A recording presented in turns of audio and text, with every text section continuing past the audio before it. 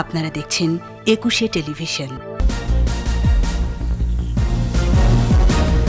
পদত্যাগের পর দলীয় পদ থেকে মুরাদকে অব্যাহতি, অশালীন বক্তব্য অপসারণের নির্দেশ হাইকোর্টের।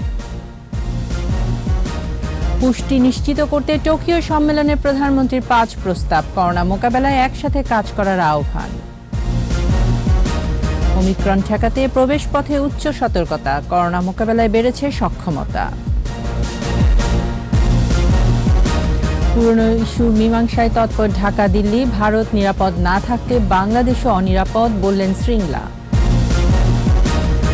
পদ্মা ও মেঘনা নামেই হবে বিভাগ, একনেকে 7,500 কোটি টাকা 10 প্রকল্প অনুমোদন।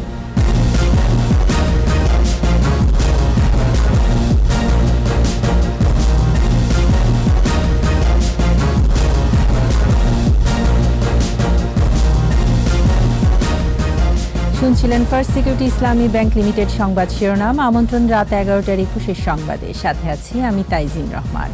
দর্শক, একুশে টেলিভিশনের সংবাদ একই সাথে সরাসরি দেখতে পাবেন আমাদের ফেসবুক পেজ www.facebook.com/2124 অনলাইনে। এছাড়া সংবাদে আরও থাকছে: হিংসাত্মক বক্তব্য ছড়ানোর অভিযোগে ফেসবুকের বিরুদ্ধে রোহিঙ্গাদের মামলা, $15,000 কোটি ক্ষতিপূরণ দাবি।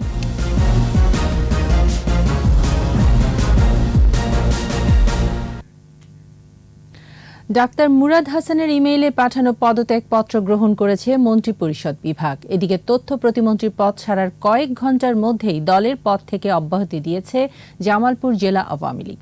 তবে সংসদ সদস্য পদ থাকবে কিনা সে সিদ্ধান্ত স্পিকারের বলে জানিয়েছেন ওবায়দুল কাদের। আরও জানাচ্ছেন মফিউর রহমান। একাদশ জাতীয় সংসদ নির্বাচনে জামালপুর 4 আসন থেকে সংসদ সদস্য নির্বাচিত হন ডাক্তার মুরাদ হাসান। 2019 সালে আওয়ামী লীগ নেতৃত্বাধীন সরকারের স্বাস্থ্য প্রতিমন্ত্রী হিসেবে দায়িত্ব দেওয়া হয় তাকে। পরে ডাক্তার মুরাদ হাসানকে মন্ত্রণালয় বদল করে তথ্য প্রতিমন্ত্রী করা হয়। সম্প্রতি তার কিছু বক্তব্য সামাজিক যোগাযোগ মাধ্যমে সমালোচিত হয়। সবশেষ গত রোববার একজন চিত্রনায়িকার সাথে তার অশালীন কথাবার্তা ফাঁস হয়। শিষ্টাচার বহির্ভূত বক্তব্যের কারণে সোমবার পদত্যাগের নির্দেশ দেন প্রধানমন্ত্রী শেখ হাসিনা। মঙ্গলবার ব্যক্তিগত কারণ দেখিয়ে পদত্যাগপত্র পাঠান ডাক্তার মুরাদ। প্রতিমন্ত্রী হিসেবে দায়িত্ব গ্রহণের দিনক্ষণও ভুল ছিল তার পদত্যাগপত্রে, তবে সংশোধন করে পদত্যাগপত্রটি গ্রহণ করেছে মন্ত্রিপরিষদ বিভাগ। সচিবালয়ে এই ইস্যুতে কথা বলেন সড়ক পরিবহন ও সেতুমন্ত্রী ওবায়দুল কাদের। আপনার স্পষ্ট আবারও বলছি, অপরাধ করে কেউ ছাড় পাবে না। শেখ হাসিনা সরকার দুর্নীতি অনিয়মের বিরুদ্ধে শূন্য সহিষ্ণুতার নীতিতে অটল রয়েছে। ডাক্তার মুরাদের সাম্প্রতিক কর্মকাণ্ডে সরকার ও দল বিব্রত বলে উল্লেখ করেন তথ্যমন্ত্রী ডক্টর হাসান মাহমুদ। সাম্প্রতিক সময়ে কিছু বক্তব্য, কিছু কর্মকাণ্ড নিয়ে সরকার এবং দল বিব্রত হয়েছে। এদিকে পদত্যাগপত্র দেওয়ার কয়েক ঘন্টার মধ্যেই স্বাস্থ্য বিষয়ক সম্পাদক পদ থেকে ডাক্তার মুরাদকে অব্যাহতি দেয় জামালপুর জেলা আওয়ামী লীগ। মফিউর রহমান, একুশে টেলিভিশন, ঢাকা। অশালীন ও শিষ্টাচার বহির্ভূত বক্তব্যের ঘটনায় ডাক্তার মুরাদ হাসানকে জামালপুর জেলা আওয়ামী লীগের স্বাস্থ্য ও জনসংখ্যা বিষয়ক সম্পাদকের পদ থেকে অব্যাহতি দেওয়া হয়েছে। দল থেকে বহিষ্কারের জন্য কেন্দ্রে সুপারিশ পাঠানোর সিদ্ধান্ত নেওয়া হয় জেলা কমিটির বৈঠকে। সরকারকে অস্বস্তিকর অবস্থায় নিপতিত করবার কারণে তাকে জামালপুর জেলা আওয়ামী লীগের স্বাস্থ্য জনসংখ্যা বিষয়ক সম্পাদকের দায়িত্ব থেকে সর্বসম্মতিক্রমে জেলা আওয়ামী লীগের জরুরি সভায় অব্যাহতি দেওয়ার সিদ্ধান্ত গৃহীত হয়েছে। পদত্যাগ করা তথ্য প্রতিমন্ত্রী ডাক্তার মুরাদ হাসানের আপত্তিকর বক্তব্য অনলাইন প্ল্যাটফর্ম থেকে সরানোর নির্দেশ দিয়েছেন হাইকোর্ট। এদিকে ডাক্তার মুরাদের সংসদ সদস্য পদে থাকা নীতিহীন কাজ হবে বলে মন্তব্য করেছেন সিনিয়র আইনজীবীরা। বিস্তারিত শাকের আরজুর রিপোর্টে। একজন চিত্রনায়িকার সাথে ডাক্তার মুরাদ হাসানের কথোপকথনের অডিও সামাজিক যোগাযোগ মাধ্যমে ফাঁস হওয়ার পর তোলপাড় শুরু হয়। একজন প্রতিমন্ত্রীর অশ্লীল কথাবার্তায় সমালোচনার ঝড় ওঠে। অশালীন ও শিষ্টাচার বহির্ভূত বক্তব্যের কারণে প্রধানমন্ত্রী সোমবার ডাক্তার মুরাদ হাসানকে পদত্যাগ করার নির্দেশ দেন। পদত্যাগ জমা দেওয়ার কয়েক ঘন্টার মধ্যে অনলাইন প্ল্যাটফর্ম থেকে অশ্লীল অডিও ভিডিও অপসারণ করতে আদালতের দ্বারস্থ হন একজন আইনজীবী। আদালতকে তিনি বলেন, শিশুদের ওপর এসব ভিডিও বিরূপ প্রভাব ফেলছে, সেই সাথে রাজনীতিবিদদের নিয়েও ভুল বার্তা যাচ্ছে। ভিডিওগুলো আসলেই তো প্রকৃত অর্থে শোনার মতো না, এগুলো আসলে এইভাবে সোশ্যাল মিডিয়াতে থাকা কোনোভাবেই উচিত না। শুনানি শেষে বিটিআরসিকে অডিও ভিডিও সরানোর নির্দেশ দেন বিচারপতি এম ইনায়েতুর রহিম ও বিচারপতি মুস্তাফিজুর রহমানের হাইকোর্ট বেঞ্চ। আদেশটা হচ্ছে গিয়ে ডেপুটি অ্যাটর্নি জেনারেলকে কোর্ট বলে দিয়েছেন যে বিটিআরসির চেয়ারম্যানের সাথে কথা বলতে এবং বলতে, যেটা কোর্টের ডিজায়ার, যে দ্রুত এই 24 ঘন্টার ভিতরে এই ভিডিওগুলা সোশ্যাল মিডিয়া থেকে সরানোর জন্য এবং সরানোর কী ব্যবস্থা নিয়েছেন এই ব্যাপারে আগামীকালকে রিপোর্ট দিতে। যে আদেশটা আছে এটা প্রপারলি কমিউনিকেট করা হবে ফেসবুক এবং ইউটিউবকে, তারা যত তাড়াতাড়ি সম্ভব তারা নামানোর জন্য রিকোয়েস্ট করবে। এদিকে আইনজীবীরা বলছেন, সংবিধান অনুযায়ী 2 বছরের সাজা হলে সংসদ সদস্য পদ থাকে না। তবে ডাক্তার মুরাদের সাজা না হলেও এমপি পদে থাকা নীতি বিবর্জিত কাজ হবে বলে মন্তব্য করেন তারা। দল কিন্তু ওনাকে অ্যাপ্রিসিয়েট করে নাই, দল ওনাকে মন্ত্রিত্ব পদটা ছিনিয়ে নিয়েছে। দ্যাট মিনস ওনার দল অ্যাকসেপ্ট করে নিল নৈতিকতা খননের যে এলিগেশন সেটা কারেক্ট। সেই দিক থেকে আমি যদি বিবেচনা করি, আমি একজন সাধারণ আইনজীবী বা সাধারণ নাগরিক হিসেবে আমি মনে করি ওনার সংসদ সদস্য পদে থাকা উচিত না। শাকের আরজু, 21 টেলিভিশন, ঢাকা। ক্রমবর্ধমান জনসংখ্যার জন্য সুস্বাস্থ্য ও পুষ্টি নিশ্চিত করতে কোভিড-19 মোকাবেলা করে আন্তর্জাতিক সম্প্রদায়কে একসাথে কাজ করার আহ্বান জানিয়েছেন প্রধানমন্ত্রী Sheikh Hasina. Tokyo nutrition for growth সামিটে দেয়া 5 দফায় আঞ্চলিক ও বৈশ্বিক পর্যায়ে খাদ্য ব্যাংক গড়ে তোলারও আহ্বান জানান তিনি। আকবর হোসেন সুমনের রিপোর্ট। বিশ্ব খাদ্য নিরাপত্তা ও পুষ্টি নিশ্চিতে জাপানের টোকিওতে অনুষ্ঠিত হল nutrition for growth summit N4G। জাতিসংঘ সহ সদস্যভুক্ত দেশ ও আন্তর্জাতিক সংস্থাগুলোর প্রতিনিধিরা তুলে ধরেন খাদ্য নিরাপত্তা পুষ্টি নিশ্চিতে নিজেদের অবস্থান। এতে গণভবন থেকে ভার্চুয়ালি যুক্ত হন প্রধানমন্ত্রী শেখ হাসিনা। বক্তব্যে টেকসই উন্নয়ন লক্ষ্যমাত্রা অর্জনে সরকারের অবস্থান ও অপুষ্টি মোকাবেলায় জনবান্ধব কর্মসূচি তুলে ধরেন। The double border of malnutrition through 12 commitments which are aligning with SDGs. These will be achieved through a multi-sectoral approach, leveraging both domestic and development finances. সাম্প্রতিক বিশ্ব মহামারী ও অর্থনৈতিক মন্দা পরিস্থিতি থেকে ঘুরে দাঁড়াতে আন্তর্জাতিক সম্প্রদায়কে একসাথে কাজ করার আহ্বান জানান প্রধানমন্ত্রী। তুলে ধরেন ক্রমবর্ধমান জনসংখ্যার সুস্বাস্থ্য ও পুষ্টি নিশ্চিতে 5 দফা প্রস্তাব। International community needs to work together to address the challenges of COVID-19, including its impact on nutrition programs.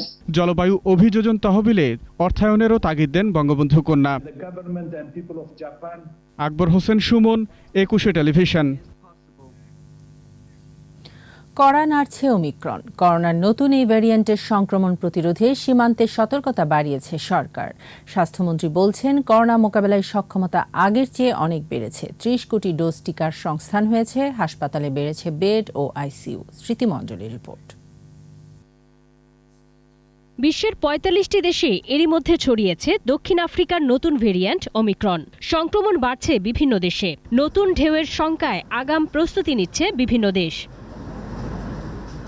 প্রতিবেশী দেশ ভারতে ওমিক্রন শনাক্ত হওয়ার পর নড়েচড়ে বসেছে বাংলাদেশও। সীমান্ত সহ সব বন্দরে নেওয়া হয়েছে বাড়তি সতর্কতা। এমন পরিস্থিতিতে জিম্বাবুয়ে থেকে ফেরা 2 নারী ক্রিকেটারের করোনা শনাক্ত হওয়ায় নমুনা জিনোম সিকোয়েন্সিং করা হবে বলে জানিয়েছে আইইডিসিআর। ইনভেস্টিগেট করছি, বলার মতো এখনো কিছু পাই নাই। কাজ চলছে। জিনোম সিকোয়েন্সিং এর আগে কিন্তু আরো কিছু কাজ থাকে, সেগুলো চলছে। এদিকে পরিস্থিতি নিয়ন্ত্রণে আছে বলে দাবি খোদ স্বাস্থ্যমন্ত্রীর। ঢাকা মেডিকেল কলেজ হাসপাতালে আয়োজিত এক অনুষ্ঠানে যোগ দিয়ে স্বাস্থ্যমন্ত্রী বলেন, সক্ষমতা বাড়ার কারণে দেশে করোনায় মৃত্যুহার কমেছে। এই করোনার মাধ্যমে আমরা কিন্তু মানুষের সেবা করার সুযোগ পেয়েছি। আমাদের হাসপাতালগুলো আরও ইমপ্রুভ হয়েছে। আমাদের সেন্ট্রাল অক্সিজেন লাইন সব হাসপাতালে ছিল না, সেটা এখন প্রায় 120টি হাসপাতালে সেন্ট্রাল অক্সিজেন লাইন হয়ে গেছে। আমাদের লিকুইড অক্সিজেন এখন 300 টন পার ডে আমরা তৈরি করতে পারি। প্রত্যেকটা হাসপাতালে আইসিইউ বেড়ে গেছে। সরকারি বেসরকারি মিলে প্রায় এখন 2000। ভ্যাকসিন কার্যক্রমের সফলতা তুলে ধরে স্বাস্থ্যমন্ত্রী বলেন, বুস্টার ডোজ দেওয়ারও উদ্যোগ নেওয়া হচ্ছে। ভ্যাকসিন ক্রয় করেছি 22 কোটি ভ্যাকসিন বাংলাদেশে, এবং বিভিন্ন দেশ থেকে যে দিয়েছে, WHO যে দিয়েছে, সেগুলি সব মিললে প্রায় 30 কোটি ভ্যাকসিন। আমাদের অত প্রয়োজনও নাই। মাননীয় প্রধানমন্ত্রীর অনুমোদন ক্রমে আমরা বুস্টার ডোজ দেওয়ারও ব্যবস্থা করেছি। করোনা সংক্রমণ প্রতিরোধে ভ্যাকসিনেশন ও স্বাস্থ্যবিধি মেনে চলার তাগিদ দেন মন্ত্রী। যখন যেটা লাগবে আমরা ঢাকা মেডিকেল কলেজের সাথে আছি। স্মৃতি মণ্ডল, একুশে টেলিভিশন, ঢাকা। সম্পর্কের সোনালী অধ্যায় পার করছে ভারত বাংলাদেশ। অমীমাংসিত সমস্যা সমাধানের পাশাপাশি আগামী সম্ভাবনাকে কাজে লাগাতে চায় ঢাকা দিল্লি। সচিব পর্যায়ের বৈঠক শেষে ভারতের পররাষ্ট্র সচিব হর্ষবর্ধন শ্রীংলা বলেন, ভারত নিরাপদ না থাকলে বাংলাদেশও অনিরাপদ। আর পররাষ্ট্রমন্ত্রী ডক্টর একে আব্দুল মোমেন বলেছেন, 50 বছরের সম্পর্ককে নতুন মাত্রা দিতেই তৎপর দুই দেশের নেতৃত্ব। রিপোর্টে বাকিটা জানাচ্ছেন মোহাম্মদ নূর নবী। সম্পর্কের 50 বছর উদযাপন করছে দুই নিকট প্রতিবেশী ভারত ও বাংলাদেশ। স্বাধীনতার সুবর্ণ জয়ন্তীর অনুষ্ঠানে যোগ দিতে চলতি মাসের 15 তারিখে বাংলাদেশ সফর করবেন ভারতের রাষ্ট্রপতি রামনাথ কোবিন্দ। আর আগামী জানুয়ারিতে প্রধানমন্ত্রী শেখ হাসিনার ভারত সফর প্রায় নিশ্চিত। এসব উচ্চ পর্যায়ের বৈঠকের আলোচ্য বিষয় চূড়ান্ত করতে বাংলাদেশ সফর করছেন দেশটির পররাষ্ট্র সচিব। ফরেন সার্ভিস একাডেমিতে বসে সচিব পর্যায়ের নির্ধারিত বৈঠক। বৈঠক শেষে গণমাধ্যমকে আলোচনার বিষয়ে অবহিত করেন দুই সচিব। শান্তিপূর্ণ বর্ডার কিভাবে আমরা করতে পারি সেটা নিয়ে আলোচনা করেছি। বাংলাদেশ কখনোই সেফ থাকবে না যদি ভারত সেফ না থাকে, একইভাবে ভারতও সেফ থাকবে না যদি বাংলাদেশ। এই কথা সারা বিশ্বের সব দেশের জন্যই প্রযোজ্য। Areas that we could take forward, we are looking at how we can work together on forward-leaning areas like green energy, renewable energy, digital cooperation, areas that involve the future, involve our younger generations, areas that can create. পরে পররাষ্ট্র মন্ত্রণালয়ে পররাষ্ট্রমন্ত্রী doctor একে আব্দুল মোমেনের সাথেও সৌজন্য সাক্ষাৎ করেন Shringla. But you can be sure that whatever the issues that you've mentioned, whatever the issues that may be outstanding, we have every intention of resolving those issues to the best of our ability. মন্ত্রী জানান, দুই দেশের সোনালী সম্পর্ককে বাস্তবে কাজে লাগাতে এখন সব সমস্যার সমাধানে আশাবাদী বাংলাদেশ। বর্ডার ইস্যু তারা নিজেরাই বলেছেন যে তারা এইগুলোর উপর আরও সতর্ক দৃষ্টি রাখবেন এবং একটা ফর্মুলা দিয়েছেন যাতে এই ঝামেলা না হয়। ছোটোখাটো ঝামেলাগুলো হয়, পানির সম্পর্কেও হয়েছে, সবগুলো আমরা সমাধান করব আলোচনার মাধ্যমে সেইটা এবং ত্বরান্বিত করা হবে। এদিকে রাষ্ট্রীয় অতিথি ভবন পদ্মায় মালয়েশিয়ার উপহারের 5.5 লাখ অ্যাস্ট্রাজেনেকার ভ্যাকসিন গ্রহণ করেন পররাষ্ট্রমন্ত্রী। মোহাম্মদ নুরুন নবী, একুশে টেলিভিশন, ঢাকা। হাওড় অঞ্চলের সড়ক উন্নয়নের পাশাপাশি নদী দখল বন্ধে ব্যবস্থা নেবার নির্দেশ দিয়েছেন প্রধানমন্ত্রী শেখ হাসিনা। এছাড়া একনেক সভায় কুমিল্লাকে মেঘনা এবং ফরিদপুরকে পদ্মা বিভাগ করার কথা পুনর্ব্যক্ত করেন প্রধানমন্ত্রী। একনেকে 7,447 কোটি 7 লাখ টাকা ব্যয়ে 10 প্রকল্প অনুমোদন দেওয়া হয়। বিস্তারিত রিয়াজ সুমনের রিপোর্টে। রাজধানীর আগারগাঁওয়ে এনএসি সম্মেলন কক্ষে অনুষ্ঠিত সভায় গণভবন থেকে যুক্ত হন একনিক চেয়ারপারসন প্রধানমন্ত্রী শেখ হাসিনা। 9 মন্ত্রণালয়ের উত্থাপিত 10টি উন্নয়ন প্রকল্প অনুমোদন দেয়া হয়, যার মোট ব্যয়ের 682 কোটি 28 লাখ টাকা, সরকারি অর্থায়ন 153 কোটি 81 লাখ টাকা, সংস্থার নিজস্ব অর্থায়ন এবং বৈদেশিক ঋণ সহায়তা থাকবে 3,610 কোটি 98 লাখ টাকা। সভা শেষে বিস্তারিত জানান পরিকল্পনা মন্ত্রী, তুলে ধরেন প্রধানমন্ত্রীর দেয়া অনুশাসনের কথাও। হাওড় অঞ্চলের জন্য আবার তিনি বলেছেন যে হাওড় অঞ্চলে রাস্তাঘাট করবো আমরা এলিভেটেড। ইতিমধ্যে আমরা আগে একটা হাওড়ের প্রকল্প পাশ করেছি। এলিভেটেড মানে raised, not a bridge, raised. নিচে ধান ঠিকই হবে শীতকালে, বর্ষাকালে শুধু এটা যাবে। ফরিদপুর ও কুমিল্লাকে পদ্মা ও মেঘনা নদীর নামে আলাদা বিভাগ করার আগ্রহের কথাও পুনর্ব্যক্ত করেন। মানে প্রধানমন্ত্রী একটা জিনিস অত্যন্ত গুরুত্ব দিয়ে বলেছেন, দেখুন কাজগুলো হোক, কাজের মান যেন ঠিক থাকে, এই বিষয়টা ইনি সচিব মহোদয়কে লক্ষ্য করে বলেছেন। মানের বিষয়ে আপনি অত্যন্ত সতর্ক থাকবেন এবং ভালোভাবে মনিটর করবেন যেন যে টাকা আমরা ব্যয় করি সেটা যেন যথাযথ ব্যয় হয়। সভায় মোংলা বন্দর থেকে চাঁদপুর, মাওয়া, গোয়ালন্দ হয়ে পাকশি পর্যন্ত নৌ রুটের নাব্যতা উন্নয়ন, 5টি মেডিকেল কলেজ হাসপাতালে বার্ন ও প্লাস্টিক সার্জারি ইউনিট স্থাপন এবং প্রতিটি জেলা উপজেলায় একটি করে ও ইসলামিক সাংস্কৃতিক কেন্দ্র স্থাপন প্রকল্প অনুমোদন দেওয়া হয়। এগুলোর মাধ্যমে নীতি নৈতিকতা শিক্ষা দেওয়া, যুবকদের আকর্ষণ করা। রিয়াজ সুমন, একুশে টেলিভিশন, ঢাকা। বিদ্বেষমূলক বক্তব্য ও সহিংসতা উস্কে দেওয়ার অভিযোগে সামাজিক যোগাযোগ মাধ্যম ফেসবুকের বিরুদ্ধে মামলা করেছে রোহিঙ্গা শরণার্থীরা। একই সঙ্গে $15,000 কোটি ক্ষতিপূরণ দাবি করেছেন তারা। তবে এর বিপরীতে সম্প্রতি নাম পাল্টে মেটা প্ল্যাটফর্মস ইনকর্পোরেটেড হওয়া ফেসবুক এখনও কোনো প্রতিক্রিয়া জানায়নি। রিপোর্ট দুলি মল্লিকের। ভুয়া ছবি, মিথ্যে তথ্য ও ভুয়া ভিডিও, মিয়ানমার রোহিঙ্গা ইস্যুতে এমন সব অপতথ্য বিশ্বব্যাপী প্রচার করে শীর্ষ সামাজিক যোগাযোগ মাধ্যম ফেসবুক। 2017 সালে রাখাইনের সেনাবাহিনী যখন রোহিঙ্গার নিধনযজ্ঞ চালায়, তখনই এসব মিথ্যে ছবি তথ্য ছড়িয়ে পড়ে ফেসবুকে, যা রোহিঙ্গাদের বিরুদ্ধে সহিংসতা আরও উস্কে দেয়। সে সময় বাধ্য হয়ে বাংলাদেশে পালিয়ে আশ্রয় নেয় অন্তত 7 লাখ রোহিঙ্গা। এর বিপরীতে ফেসবুক কর্তৃপক্ষ ওইসব বিদ্বেষমূলক ও বিপজ্জনক ভুয়া তথ্যের প্রচার বন্ধে কোনো উদ্যোগ নেয়নি। খোদ জাতিসংঘের তদন্তেও বের হয়ে আসে অভিযোগের সত্যতা। এই ঘটনায় এবার মামলার মুখে ফেসবুক। যুক্তরাজ্য ও যুক্তরাষ্ট্রে বসবাসরত রোহিঙ্গা শরণার্থীরা ঘৃণা ছড়াতে দেয় অভিযুক্ত করেছে এই সোশ্যাল মিডিয়া জায়ান্টটিকে। অভিযোগগুলোর মধ্যে রয়েছে অ্যালগোরিদম ব্যবহার, সহিংসতা সম্বলিত পোস্ট ও অ্যাকাউন্ট মুছে দিতে ব্যর্থ সহ বেশ কয়েকটি।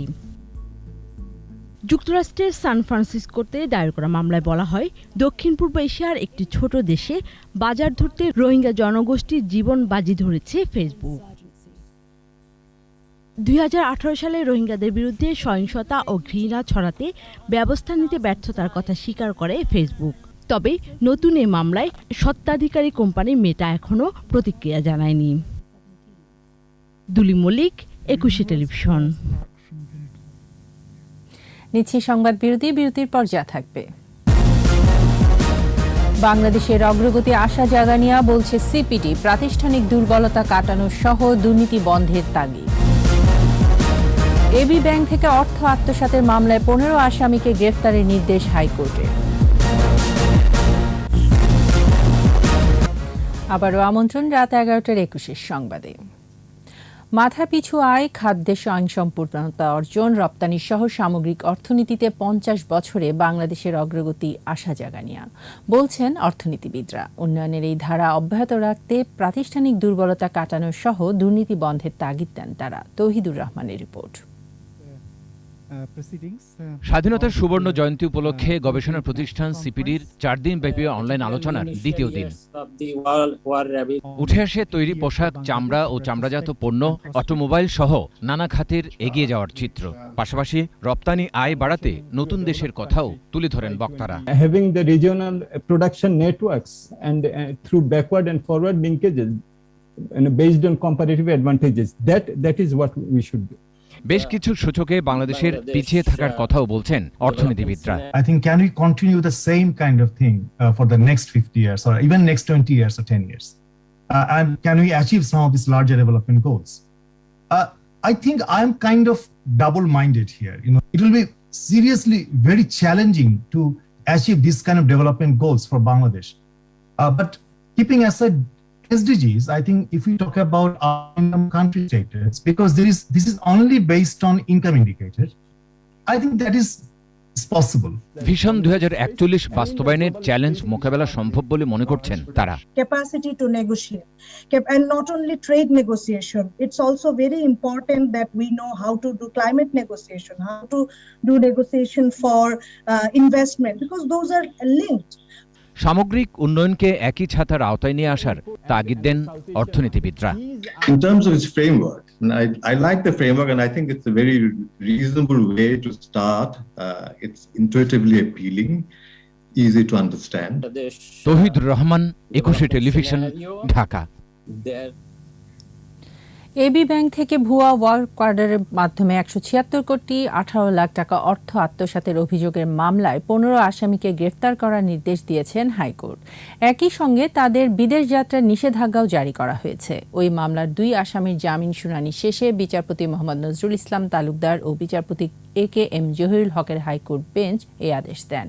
গত 8 জুন এরশাদ ব্রাদার্স কর্পোরেশনের মালিক এরশাদ আলী, ব্যাংকের সাবেক এমডি শামীম আহমেদ সহ 17 জনের বিরুদ্ধে এই মামলা করে দুদক।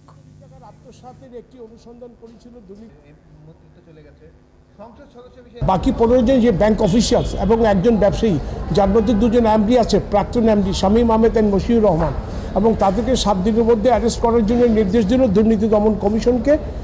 উইদিন 7 ডেজ, যেদিন আজকের আদেশটা পাবে সেদিন, এবং তারা যাতে বিদেশ যেতে না পারে এই ব্যাপারে যথাযথ কার্যকর পদক্ষেপ নিতে বলল ইমিগ্রেশন, পুলিশ, দুর্নীতি দমন কমিশন এবং আইজি পুলিশকে। উদ্বোধনের অপেক্ষায় সুরসপ্তক। দেশের প্রথম অত্যাধুনিক আন্ডারপাস উদ্বোধন হবে চলতি মাসেই। বিমানবন্দর সড়কের ক্যান্টনমেন্ট সংলগ্ন রমিজউদ্দিন কলেজের বিপরীতে এই আন্ডারপাস চালু হতে যাচ্ছে। দীপু শিকদারের রিপোর্ট।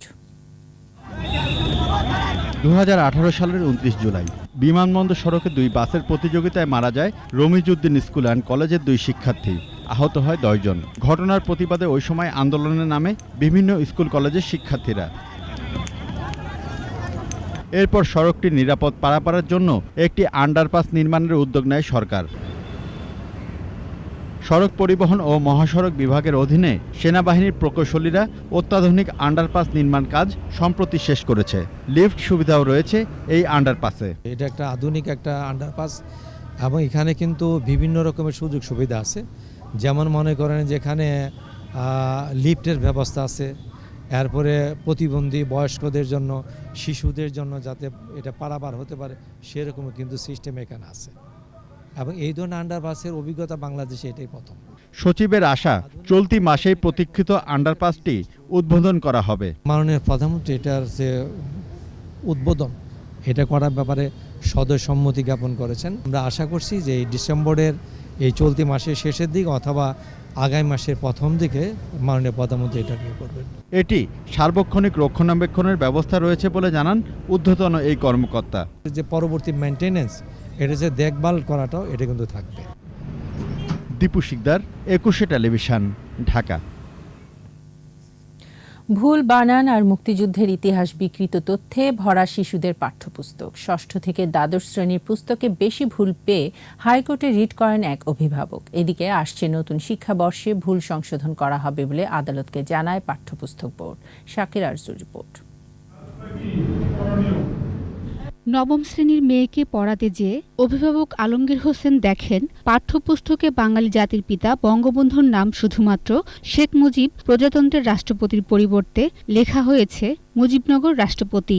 জাতীয় সঙ্গীত যেভাবে গাওয়া হয় সেভাবে নেই পাঠ্য বইয়ে। বেশ কিছু তথ্যগত ভুল আমার চোখে পড়ে। চোখে পড়ার পরে আমি ব্যক্তিগতভাবে এনসিটিভি কর্তৃপক্ষের সঙ্গে যোগাযোগ করার চেষ্টা করছি। আসলে যে একজন অভিভাবকের কথা তারা সেভাবে গুরুত্ব দেন নাই। এরপরই তিনি ষষ্ঠ শ্রেণীর বাংলাদেশ ও বিশ্ব সভ্যতা, চারুপাঠ, সপ্তম শ্রেণীর বাংলাদেশ ও বিশ্ব পরিচয়, সপ্তবর্ণা গণিত, অষ্টম শ্রেণীর আনন্দ পাঠ, বাংলাদেশ ও বিশ্ব পরিচয় সহ মোট 11টি পাঠ্য বইয়ের 52টি ভুল ও বিকৃতি চিহ্নিত করেন। পরে প্রতিকার চেয়ে হাইকোর্টে রিট করেন। কোর্ট 10 তারিখে একটা রায় দিবেন। 2022-এ আমার দেখানো ভুলগুলো তারা এগ্রি করে নিয়ে নতুন বই দেখা সাপেক্ষে যে ভুলগুলো সংশোধন হলো কিনা। আবেদনে বলা হয় এনসিটিবি অনুমোদিত এসএস পাবলিকেশনস থেকে প্রকাশিত এই বইয়ে লেখা আছে আওয়ামী লীগ একক সংখ্যাগরিষ্ঠতা লাভ করে, হবে নিরঙ্কুশ সংখ্যাগরিষ্ঠতা। সপ্তম অধ্যায়ে সাংবিধানিক প্রতিষ্ঠান শিরোনামের দুদককে সাংবিধানিক প্রতিষ্ঠান হিসেবে বর্ণনা করা হয়েছে। 114 পৃষ্ঠায় রয়েছে সিটি কর্পোরেশনের ডেপুটি মেয়র, কিন্তু এ নিয়ে কোনো পদই নেই। এমন সময় শেখ মুজিবুর রহমান নামে এক ত্যাগী নেতার আবির্ভাব হয়। তাই এটা তো উনার যে দীর্ঘ অবদান, উনার আন্দোলন সংগ্রাম, জেল খাটা, এগুলোকে ছোট করে দেখানো হলো। পাঠ্য বইয়ে এসব ভুল বিকৃতি কোনোভাবেই কাম্য নয়। এ কারণে আদালত এনসিটিবি চেয়ারম্যান ও একজন সদস্যকে তলব করে রুল জারি করেছিলেন। আদালতে হাজির হয়ে তারা ব্যাখ্যা ও নতুন বর্ষে পাঠ্যপুস্তকের সংশোধন থাকবে বলে জানিয়েছিলেন। ওনারা হাজির হয়ে হলফের মাধ্যমে, এফিডেভিটের মাধ্যমে ওনাদের ভুল স্বীকার করেন এবং ওনারা বলেন যে এটা সংশোধন করার জন্য কমিটি করা হয়েছে এবং করে দেওয়া হবে। তবে আবেদনকারী আইনজীবী বলছেন রিটে উল্লেখ ছাড়াও আরও অনেক ভুল রয়েছে। পরবর্তীতে পর্যায়ক্রমে সেগুলো আদালতের নজরে আনা হবে। এই রিট মামলার বাইরেও আমি দেখলাম আমার ছেলেই সেদিন পড়ছে যে সে ক্লাস 9-এ বাংলাদেশ ও বিশ্ব পরিচয়ের মধ্যে সে পড়ছে যে শেরে বাংলায় কে ফজলুল হক নাকি অবিভক্ত বাংলার প্রধানমন্ত্রী ছিলেন। This is wrong. সেটা তো প্রধানমন্ত্রী বলে না, সেটা ছিল মুখ্যমন্ত্রী। জাতীয় সংগ্রামের গৌরবোজ্জ্বল ইতিহাস নিয়ে আর কোনো বিকৃতি পাঠ্যপুস্তকে থাকবে না বলে আশা তাদের। শাকির আরজু, 21 টেলিভিশন, ঢাকা। স্বাধীনতার সুবর্ণ জয়ন্তীতে ঢাকায় শুরু হচ্ছে youth Bangla international film festival. 10 থেকে 16 ডিসেম্বর পর্যন্ত চলবে এই উৎসব। সবার জন্য উন্মুক্ত থাকবে 3টা থেকে রাত 9টা পর্যন্ত। সংবাদ সম্মেলনে জানানো হয় 13টি দেশের 14টি স্বল্প দৈর্ঘ্য এবং 22টি পূর্ণ দৈর্ঘ্যের চলচ্চিত্র উৎসবে প্রদর্শন করা হবে। এই আয়োজনের মাধ্যমে এই শিল্পের সুদিন ফিরে আসবে বলে আশাবাদ জানানো হয় সংবাদ সম্মেলনে।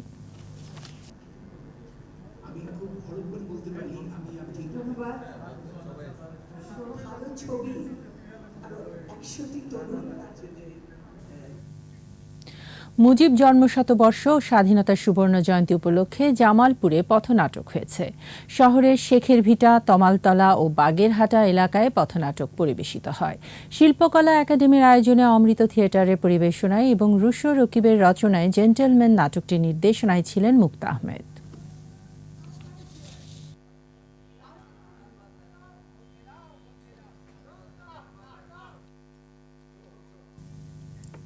বিজয়ের মাসে বিশেষ আয়োজন জনযুদ্ধের মুক্তিযোদ্ধা।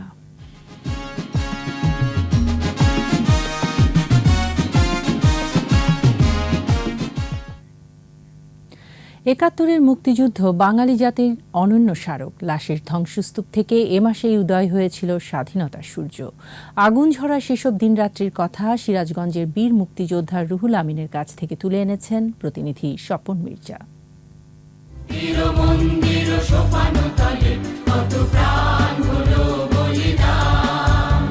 ৭ই মার্চের ভাষণ শুনলাম, শোনার পরে আমরা চিন্তা করলাম যে পাকিস্তানি হানাদার বাহিনীরা অনেক অত্যাচার করতেছে। পিস কমিটি সেক্রেটারি চেয়ারম্যানরা তারা আমাদের নাম দেওয়ার জন্য ঘুরতেছে। তখন আমরা ছাত্ররা 15-20 জন একখানে ওই বাওয়াতে যাওয়ার জন্য চিন্তা ভাবনা করি। তখন শুনলাম যে কোচগ্রামের থেকে নৌকা যায়, কলকাতার নৌকা যাবো, সাবেদ স্যার আমাকে নৌকা নিয়ে যাবো। ক্যাপ্টেন চলসন সিং আমাকে কমান্ডার ছিল। নাম্বার হইলো, নাম্বার নিলাম আমরা ওখান থেকে। অস্ত্র ট্রেনিং অস্ত্র নিয়ে আসা প্রতিরামপুর আসা অনেকদিন রইলাম। আমাদের বুনাইনগর ফরিদপুরে অনেক মুক্তিযোদ্ধা ছিল, প্রায় 50-60 জন আসলো। এই ইয়েতেই আমাকে ভোট দিয়ে কমান্ডার বানিয়েছিল আর কি। মালিপাড়ার ক্যাম্প ছিল, মিলিটারি ক্যাম্প ছিল। সেই ক্যাম্পে আমরা আইসা বাধা দিলাম। 50-60 জনের মতো আইছিলাম। ওরা আসছিল প্রায় 200-300। ওখান থেকে বাদে উঠছিল। বাদে উঠা সে অফিসে ছিল পশ্চিমে, সে অফিসের দিকে গুলি করলো, আমরা গুলি করলাম। তখন ওরা উপর থেকে ছিট করে গুলি করে, আর আমরা ভিতর দিয়ে যা এটা গুলি করে আমরা ওকে পরাজিত করে আমরা উন থেকে সরে যাই। ওরা পরের দিন বাড়িঘর জ্বালা দিয়া পোড়া টোরা আমাদের বাড়িঘর তোর সব জ্বালা পোড়া অস্থির করে দিছিল। দিয়ে ওরা 3-4 দিন থাকার পরে তারপরে ওরা চলে যায় আর কি। তারপরে বেলকুচিতে সোমেশপুরে যুদ্ধ করি। সোমেশপুরে হাবিব নামে এক লোক আমার সাইডে ছিল, ও গুলি খাইলো, গুলি খা মারা গেছিলো। ওরা মাইটা থেকে বেগে গেলো। আমরা তখন সাথে করে কান্দে করে নিয়ে এসে দেশের বাড়িতে মাটি দিই।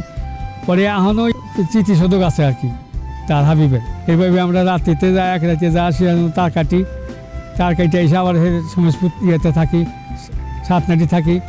এভাবে কলা থেকে যুদ্ধ করি আমরা। কল্যাণপুরে প্রকাশেই যুদ্ধ হওয়ার পরে ওদের একটা মেজর মারা গেছিলো। ওরা কান্দকে নিয়ে গেলো, দেখা গেলো আমরা তো 16 অফিস থেকে আমরা দেখলাম যে ওরা আলি করে চলে গেলো আর কি। এইভাবে আমরা মানে যুদ্ধ করে দেশ স্বাধীন করছিলাম আর কি।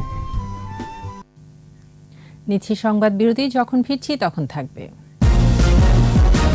তামাক সেবন জনিত রোগে বছরে 1.5 লাখেরও বেশি মৃত্যু, অর্থনৈতিক ক্ষতি 30,000 কোটি টাকা। ওমিক্রন নিয়ে গভীর শঙ্কা, করোনার সবচেয়ে প্রভাবশালী ধরন বলছেন গবেষকরা। আবারও আমন্ত্রণ রাত 11টার 21 সংবাদে। তামাক নিয়ন্ত্রণ আইনের 4টি ধারায় সংশোধনের তাগিদ দিয়েছেন বিশিষ্টজনেরা। পাশাপাশি বিদ্যমান আইনের যথাযথ প্রয়োগের নিশ্চিতের কথাও বলেছেন তারা। মেহেদী হাসানের রিপোর্ট। 2017 সালের হিসাব বলছে দেশের 35% প্রাপ্তবয়স্ক মানুষ ধূমপান করে। এতে তামাকজনিত রোগে বছরে 1,61,000 মানুষ মারা যায়। এছাড়া তামাকের বছরে অর্থনৈতিক ক্ষতি 30,000 কোটি টাকারও বেশি।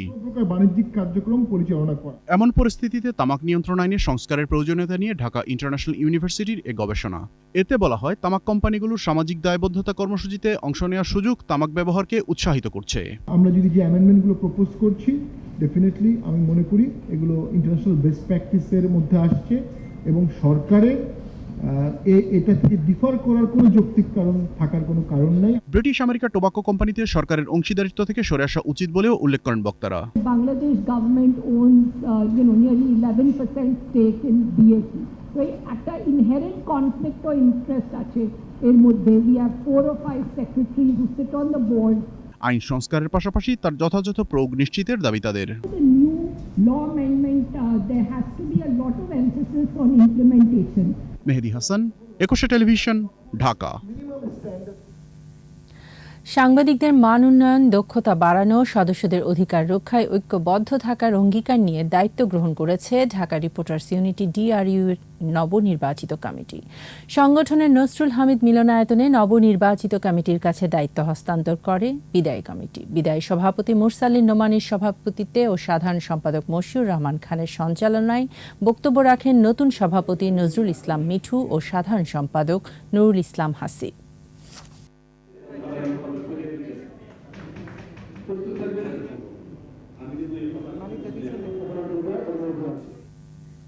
এবার আমাদের বিশেষ আয়োজন আমার বাংলা।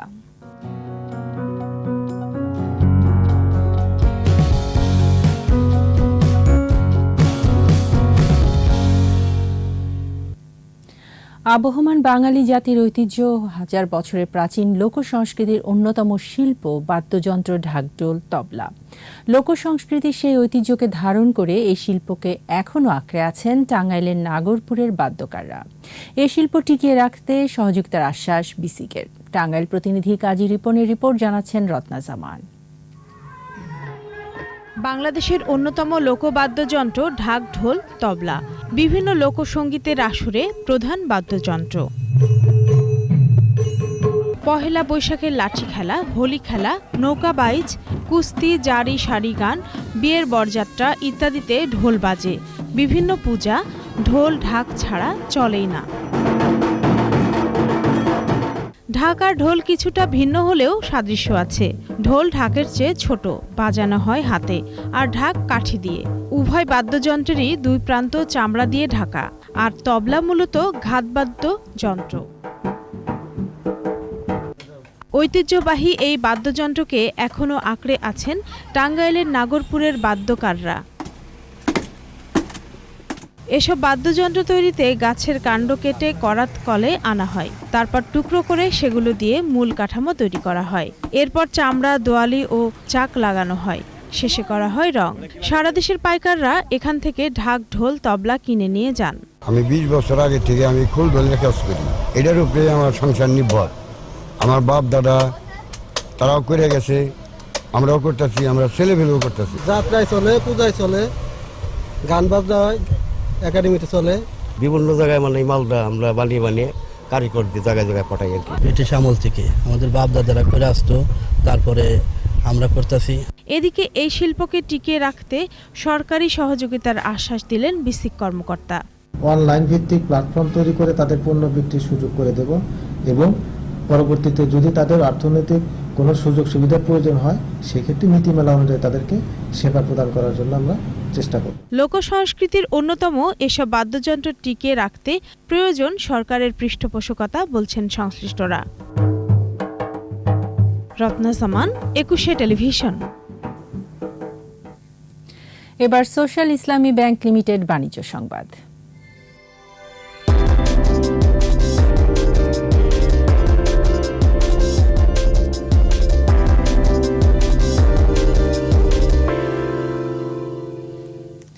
ফরিদপুরের মধুখালী, চট্টগ্রামের ফটিকছড়ির আজাদি বাজার এবং গোপালগঞ্জের টুঙ্গিপাড়ার পাটগাতিতে চালু হলো ফার্স্ট সিকিউরিটি ইসলামী ব্যাংকের 3টি উপশাখা। ব্যাংকের ব্যবস্থাপনা পরিচালক সৈয়দ ওয়াসেক মোহাম্মদ আলী ভিডিও কনফারেন্সের মাধ্যমে উপশাখাগুলো উদ্বোধন করেন। এ সময় উপস্থিত ছিলেন অতিরিক্ত ব্যবস্থাপনা পরিচালক আব্দুল আজিজ ও মোহাম্মদ মোস্তফা খায়ের, উপব্যবস্থাপনা পরিচালক মোহাম্মদ জহিরুল হক ও মোহাম্মদ মাসুদুর রহমান সহ ঊর্ধ্বতন নির্বাহীরা। পরে দোয়া মাহফিল হয়।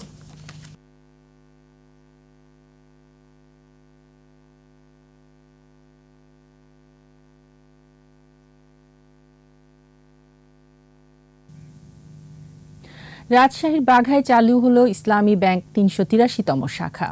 বাঘায় শেখ সুপার মার্কেটের শাখাটির উদ্বোধন করেন ব্যাংকের additional managing director Omar Faruk Khan. উপস্থিত ছিলেন senior executive vice president Mahbub Alam, upazila chairman advocate Layeb Uddin Lablu, পৌরসভার মেয়র আব্দুর রাজ্জাক, জোন প্রধান মিজানুর রহমান মিজি সহ অন্যান্যরা। আসলে দেশের দ্রুততম মানব ইসমাইলের উপর থেকে নিষেধাজ্ঞা তুলে নিয়েছে অ্যাথলেটিক্স ফেডারেশন। টোকিও অলিম্পিক্সে 400 মিটার স্প্রিন্টে জহির রায়হানকে মনোনীত করে ফেডারেশন। এই সিদ্ধান্ত পুনর্বিবেচনার জন্য অ্যাসোসিয়েশনকে চিঠি দেন ইসমাইল এবং সিলেকশন নিয়ে প্রশ্ন তুলেন।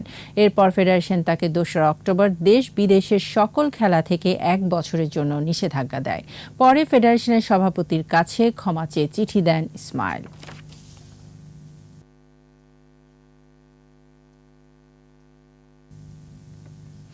আমাদের এবারের আয়োজন বিজয় চিহ্ন।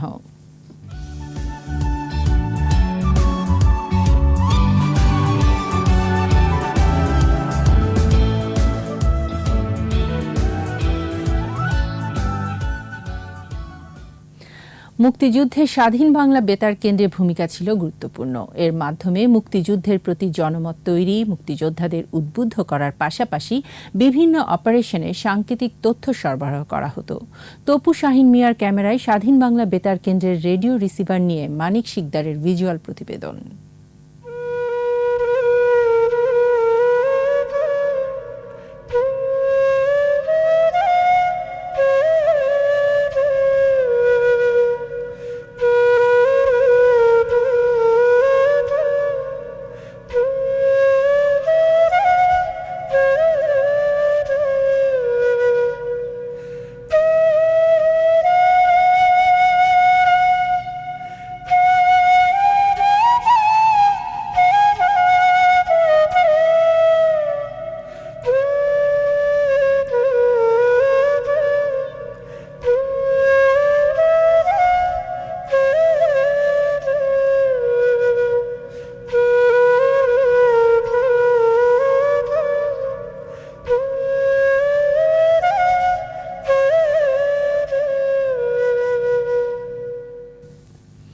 আর এরই সাথে শেষ করছি রাত 11টার 21 সংবাদ। যাবার আগে ফার্স্ট সিকিউরিটি ইসলামী ব্যাংক লিমিটেড সংবাদ শিরোনামগুলো জানিয়ে দিচ্ছি আরও একবার।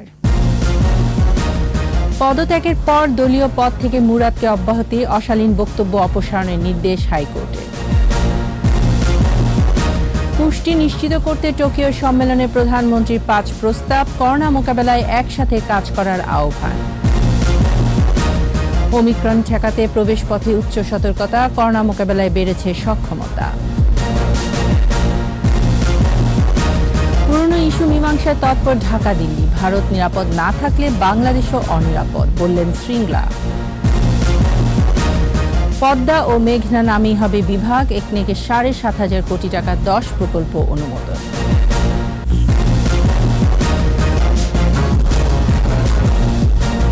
সর্বশেষ খবর জানতে ডায়াল করুন 2021 নম্বরে আর ভিজিট করুন ekushe-tv.com এই ওয়েবসাইটে। এছাড়া ফেসবুকে লগ ইন করতে পারেন facebook.com/ekushe24 অনলাইনে। পরের সংবাদ রাত 1টায় দেখার আমন্ত্রণ রইল। স্বাস্থ্যবিধি মেনে চলুন, সুস্থ থাকুন।